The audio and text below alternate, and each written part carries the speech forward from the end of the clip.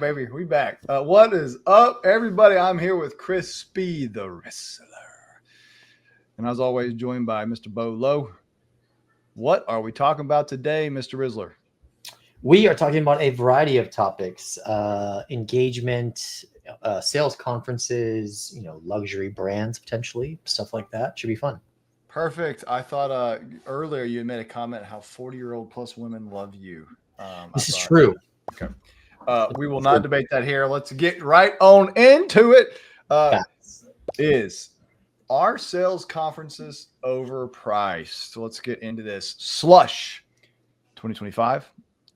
HubSpot, Inbound, Dreamforce, and dozens of other sales conferences are happening right in November. Well, those actually happened before. We'll pretend like our producer didn't get those dates wrong. But the point is, they cost a lot of money with ticket prices ranging as individuals from $495 up to $4,000. And organizers promise you're going to get world-class insights and actionable strategies and game-changing connections. But with free webinars, podcasts, and shows like a BSTN, are in-person events actually worth it, or just expensive selfie opportunities? What do you think, Mr. Rizzler? I think that they are expensive selfie opportunities, but the expense is worth the cost and time. Like Inbound, I'll use Inbound as an example because I've been the most.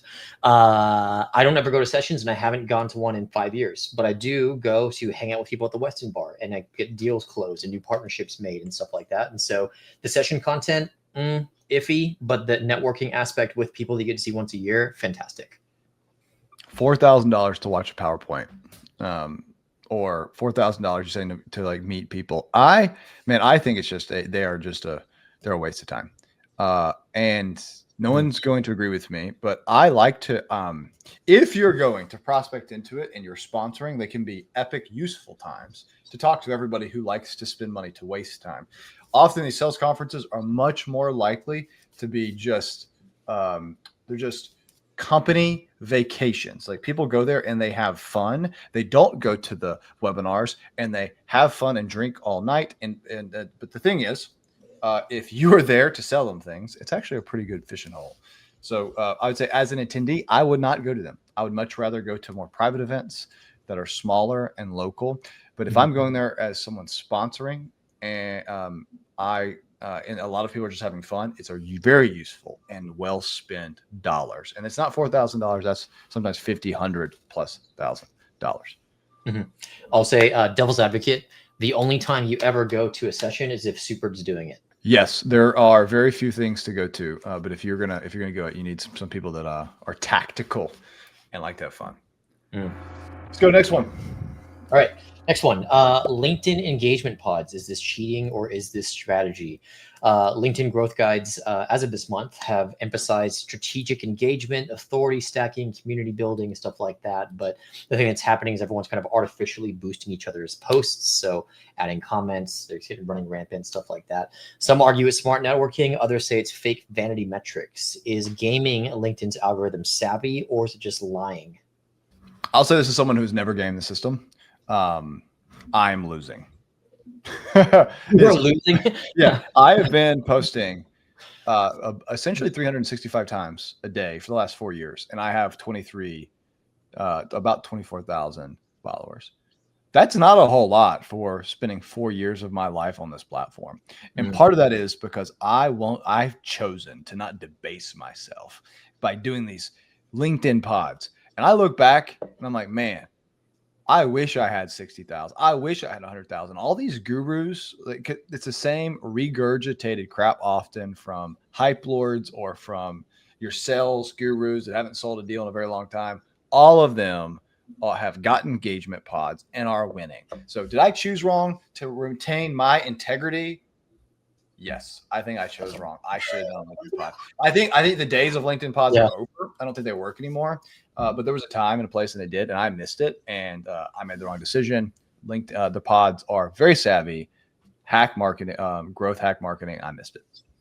I agree with you. I think there's an argument to be made for pods being too superficial now, because I think that there was a wave of the engagement pods happening that grew a big following for influencers, and now I think it's kind of dying in the sense of people recognize when it's the same comments, same likes, same reshares over and over again. And I would argue as well, even the LinkedIn algorithm is starting to recognize it, and it's suppressing those types of activities. And so, LinkedIn engagement pods, I think it's in the middle of a shift right now with how the algorithm is changing. As example, I think that I am part of a pod in the HubSpot ecosystem to a certain degree, not officially. I don't have any allegiance to anyone, but I do love engagement. So like and comment on my posts. Yeah, it's a bunch of. So yesterday I did a really good post in Crispy. We had essentially a company pod where we put like he did not like my post. So he's clear. He is talking with integrity. He doesn't even like his own company's post. So it's clear. Accurate. Clear what you believe. Thank you. No allegiance. Received. Okay. Is selling on value overpriced only works for luxury brands? This is interesting. Every sales training program in 2025. That's not true. Not every, but many. You'll hear this over and over again. Sell on value, not on price. But when buyers have budget constraints, cheaper competitors, and even economic uncertainty today, value-based selling feels scary, even sometimes wishful thinking. Is selling on value a real strategy, or just what expensive vendors tell themselves to make them feel better? What do you think? I think it depends on what you're selling a little bit, because this references like luxury brands somewhat. If you're selling time as a service, I think you can do value over time as a price point, in the sense of what's the value of my time spent to you, not what's the quantified time times an hourly rate directly. I think that more service providers need to subscribe to that methodology. You can measure time, but ultimately not dictate the value of that time in that format to your customer. Whereas if you're selling a good, I don't think that it makes sense in this use case. There is obviously some level of value-based pricing. It's how you determine how it sits with your market, but it's not always. And let me give a more concise answer. Do I believe in selling on value over price? Yes, in a time-based environment is my answer. Received. You're wrong. Watches? You can get them for $5, or you can get them for thousands of dollars. Not anything to do with time. Straight done. It's just magician tricks. Literally the same product can be sold for more if you have a brand and if you can sell on value. If you put a Nike logo on a shirt, it suddenly increased price by $30. That's called value-based selling. It can be done for consumer goods. It can be done for B2B goods. It's even easier with B2B goods. And if all this is described to me is piss poor, like people who complain about value-based selling just don't know how to do value-based selling. You must frame it, you must name it, and you must claim it. Frame it, you say, here's the problem I'm solving. Naming it means you give it a name, call it a methodology, call it something, and then claiming it is you have a guarantee and you say something happens. So for super, we need, like companies need and will always sell higher if they are executing a framework that they have created and their product helps execute. Clay has done a fantastic job of creating go-to-market engineers and go-to-market. You hate it, but like go-to-market as an idea, signal-based, and putting frameworks, activating against it, and selling a premium product, even though their competitors sell the same thing at a lower price. Yeah, I think that there's an argument where value-based selling is subjective based upon the authority of the brand as well. Because in the Nike use case, Nike didn't start out as selling $90 t-shirts in the beginning. Slapping a logo back in 1991 on a shirt for Nike did nothing for them. Slapping a logo on a shirt now makes it $90. No, it did. I disagree. Is if you slap a logo on something and immediately now someone might not think it exists yet, but you can't lower yourself to it. It's like value is value. And they did sell for they did sell for higher prices at that point. Like you can't be a price-based brand and then go up to luxury. You can be a luxury-based brand and come down. It doesn't work the other way around. I disagree with you. I would argue Target, because my wife used to buy a lot of clothes at Target and stuff like that. Target has gone on this journey from being affordable brand of, buying in store department to now like on the more not luxury side but higher end side, because they've seen the demand. They have lower end brands that I buy from and I get cheap stuff from them. So I get luxury-like things. They are luxury light. They've always been that way. Walmart. Real quick, what part of value is about the product or service versus the brand name itself? Thank you. Look, I just like a ubiquitous point that is true is companies have to determine whether they're going to be. There's 3 different ways you can run a business, especially service businesses. You're going to win on price, which is where you're doing product. You're going to win on. And you're going to productize it, make it really cheap, and do margins. You're going to win on customer service, which is going to be really high. You give white gloves. You give white glove services to people, and the middle rung is you're going to win on. You're going to be time based, and you're just going to do time. And so you have to pick what you're going to be. You're going to be a productized services that does a product. Are you going to be in the middle? You're going to sell time, or are you going to be a custom white glove service that is able to win on luxury? And you just have to pick what you're going to be. Yeah, that was a really long way to not answer Rob's question. I just didn't like the question. Like the reality is, like value-based selling is just a strategy you use to win, and it exists. It's Rob. I will answer your question. I believe it's more part of. Is that a timer to not answer the question? There's a cuckoo clock. So it's not a timer. I can answer your question. Yes, it is a timer, and y'all's answers were cuckoo. Moving on. Where are we? Okay. Next one. Demo first sales is killing discovery. So in 2025, buyers want to see the product immediately. They say, just show me the tool. But sales methodologies emphasize discovery, right? Understand pain before you pitch. Some reps skip discovery entirely to avoid friction in the sales cycle. Others refuse demos until they are qualified. Is demo first selling responsive to buyer preferences, or is it lazy selling? I did a 2-call close with Super last week, where I met with them, and then the next call we closed, and I did 0 discovery. The way buyers have the change is they can self-educate before they ever get to you. And so if you think like they will understand the problem set, they're coming to you at this point. And if you can't teach them one thing they don't already know, you're going to lose. So rather than optimizing for, hey, let me make sure you're a good fit. Like if they're coming to your website, they're likely in some way a good fit. You need to optimize for what are you going to teach them through your demo, which is not a demo. It should be a communication of your point of view, how you see the world, and why your product solves that specific problem set better than anyone else with a learning. And if you do that, you win. If you don't, you ask them 20 questions, they'll leave, they'll ghost you because it's a waste of their freaking time. Don't do it. Give them value in the first conversation, period. So don't do discovery. You should confirm the right in about 2 questions. You do not need to do discovery. I do discovery post demo and point of view. So do not lead with demos. Do not lead with discovery. Correct. Okay, so demo first sales is killing discovery. Yeah, I think there's an argument to be made of demo first sales is not killing discovery. Discovery is not needed as buyers' journey has changed and the way they educate has changed. They are the most informed buyers that we have. And if you're doing discovery, you're treating them poorly. It's a bad experience. Our job is to give them experiences and to help them as guides in the buyer experience. Discovery first is a bad guide. I'm okay. This sounds foo-foo, but we'll dive in nonetheless. So does that mean that you think buyers are qualifying themselves ahead of time through their own research and due diligence before they get into a meeting with you? I don't think that. I know that. That's what study after study has shows today. Non-linear buyer journeys where people self-educate before they get to you. That's why you surround them. That's why we're on this podcast. That's why we have BSTN. It is you control people before they need the problem. So when they have it, they come to you. This is why discovery first and discovery heavy sales processes are becoming obsolete. Like that is not the best way to sell a product today. I think it's very useful for a service company, perhaps, like you're asking, but it's not as useful for a product company.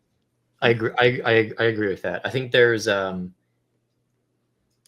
argument to be made, especially in big SaaS models. These big companies like HubSpot, especially, where they do this crazy round of discovery when I was a partner, and it slowed down the sales process massively.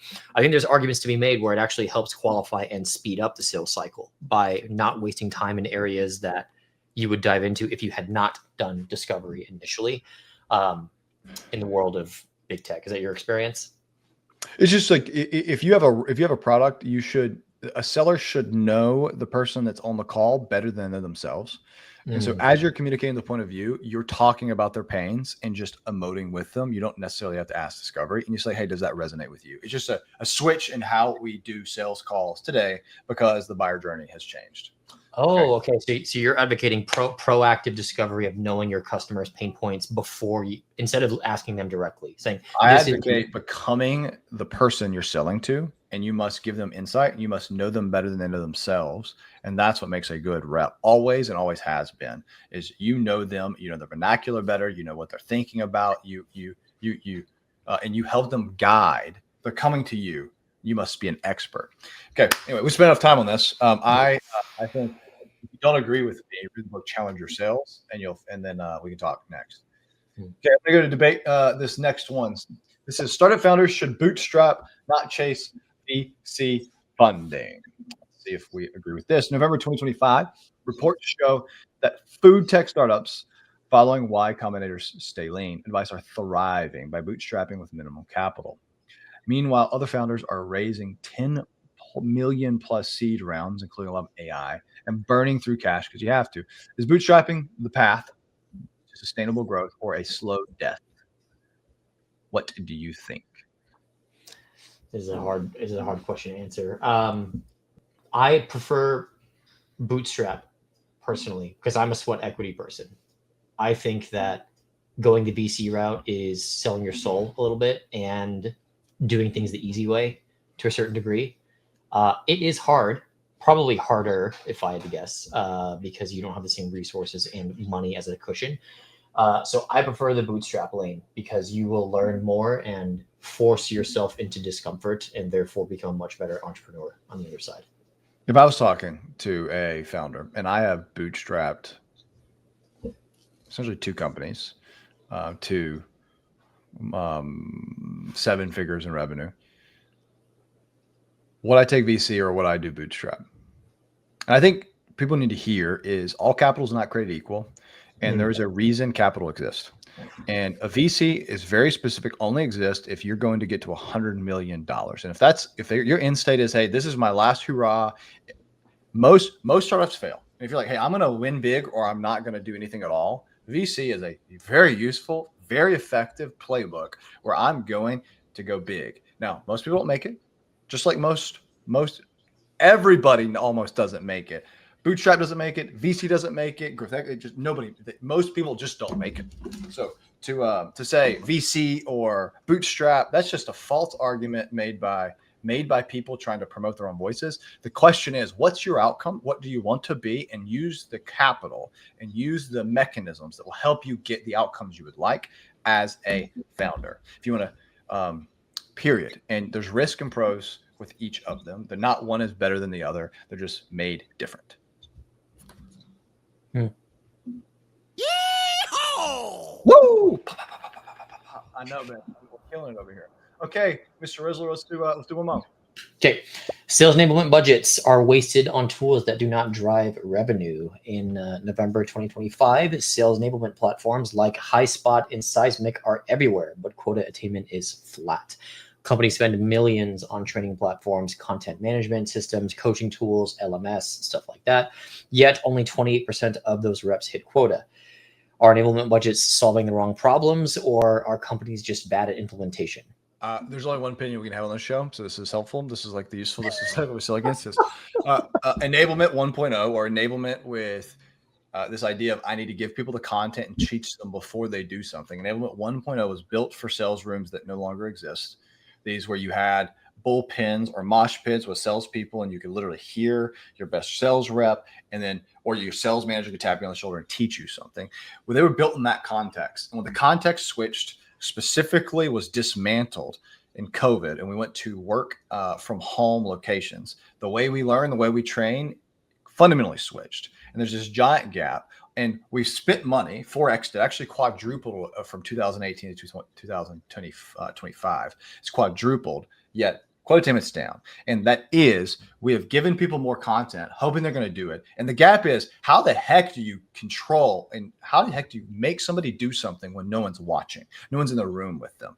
That's what we must solve for. So all this sales training that's trying to change behavior through giving them more knowledge, you can't learn your way to doing. You must do your way to doing. And so we need a different way. What the gap is, this is what Super solves, right? You must change people's behavior through measuring. So I like to say you need a sales checker. You need a spell checker for the sales process that can teach people while they do in the moment, in real time, and change behavior and give you visibility on whether they're following or not. If you don't do that, it's just everything fails. So yes, I'm a big believer that sales enablement is a waste of spend. Don't do it if you care about winning. I agree because I can't disagree. And I'll give an example. I was thinking about Supered as I was in the shower, as I usually do, because Supered runs my life. And I was thinking about like ex-athlete days where people talk about when you watch film to watch games or opposition competitors, stuff like that. Film was never impactful to watch to improve my own performance or teach me how to do the right things. The thing that was impactful is going out to the pitch and training and repetitively doing the same thing perfectly to make sure that when the time comes, I will do it perfectly every single time. And so I think about that correlation a lot, where it's the solution to getting people to do the right things is not putting them in a room and watching a video. It's go and do the right things in the environment where you're supposed to do it repetitively, so it becomes behavior. Yeah, optimize for the behavior. Watching training video is helpful, but it's only helpful if you are training on the pitch more often. Yeah. And if you take one without the other, you don't get it. So in the moment feedback is better than after the fact feedback. That's the whole point. Okay, Crispy, the Rizzler. That was it for today. I appreciate all the time. If y'all have any questions you would like to get bowload or rizzled, send them in. We're always looking for stuff. We will start collecting them and give you a shout out in the call. Maybe you'll even get interviewed. Thank you, everybody. Stay awesome. Keep doing it big. Real quick, very few errors today, but you did say that you posted 365 times per day for the last 4 years. 300, you meant every day. You don't post 365 times a day. We can watch the tape back, speaking of watching tape. But yeah, I didn't mean to interrupt your outro there. Good job, guys. I love it. In the moment correction would have been better. Thank you. Adios, everybody.